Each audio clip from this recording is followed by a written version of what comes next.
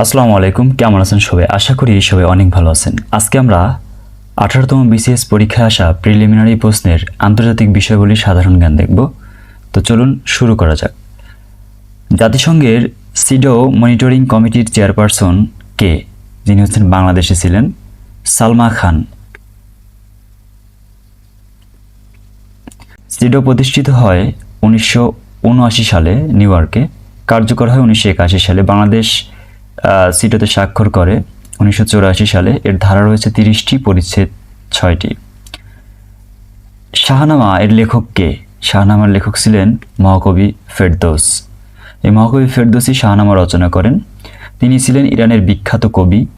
শাহনামা রচনাকাল 980 থেকে 1010, 30 বছর ধরে তিনি এটা রচনা করেন। 990টি অধ্যায় রয়েছে এই শাহনামায় এবং 62টি কাহিনী স্থান পেয়েছে।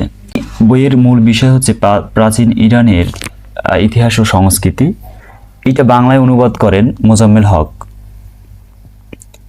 মেসোপটেমিয়া এলাকার বেশিরভাগ বর্তমানে কোন দেশে?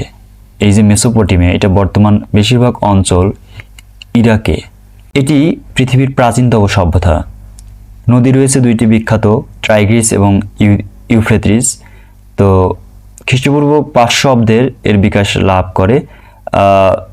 মেসোপটেমিয়া সভ্যতা নিয়ে হরপ্পা মহেঞ্জোদারোর একটা অতীত কাহিনীর একটা সিনেমা আছে, নাম হচ্ছে মহেঞ্জোদারো, ঋত্বিক রোশনের দারুণ সিনেমা। আধুনিক রাষ্ট্র ইরাক, ইরান, সিরিয়া, তুরস্ক এবং কুয়েত এই প্রাচীন মেসোপটেমিয়া সভ্যতার মধ্যে ছিল আর কি। টলেমি কি ছিলেন বা কে ছিলেন? টলেমি ছিলেন একজন জ্যোতির্বিদ।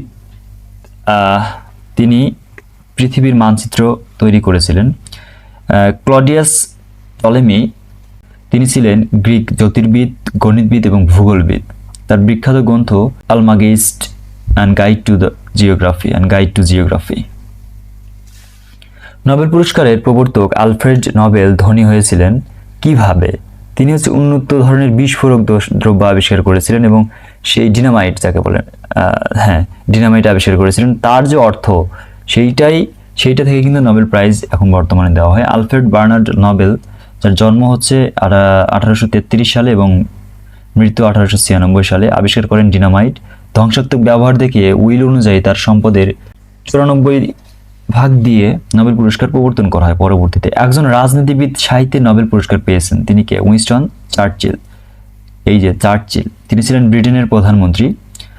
2 মেয়াদে প্রধানমন্ত্রী ছিলেন ব্রিটেনে। সেটা হচ্ছে 2 মেয়াদে থাকার কারণ হচ্ছে এই সময় বিশ্বযুদ্ধ চলমান এবং পরবর্তীতে তিনি নির্বাচিত হন। তার গ্রন্থ হচ্ছে the history of the second world war, যার জন্য তিনি সাহিত্যে নোবেল পুরস্কার পান 1953 সালে।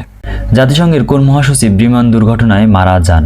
এই যে ড্যাগ হ্যামারশোল্ড, ইনি হচ্ছেন বিমান দুর্ঘটনায় মারা যান।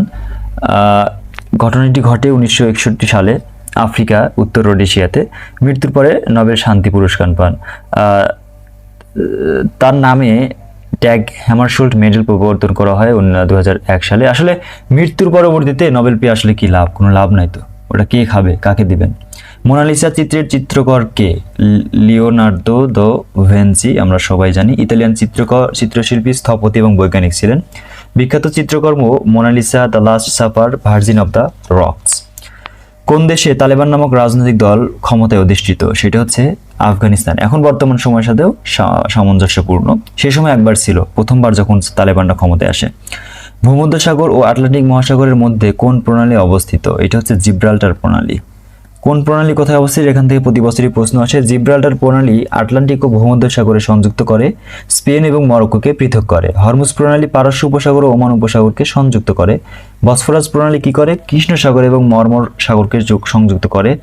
দারদানেলিস প্রণালী হচ্ছে ইজিয়ান সাগর এবং মর্মর সাগরকে সংযুক্ত করে। তো এই ছিল আজকের মতো। সবাই ভালো থাকবেন, সুস্থ থাকবেন। দেখা হচ্ছে পরবর্তী কোনো ভিডিওতে। আল্লাহ হাফেজ।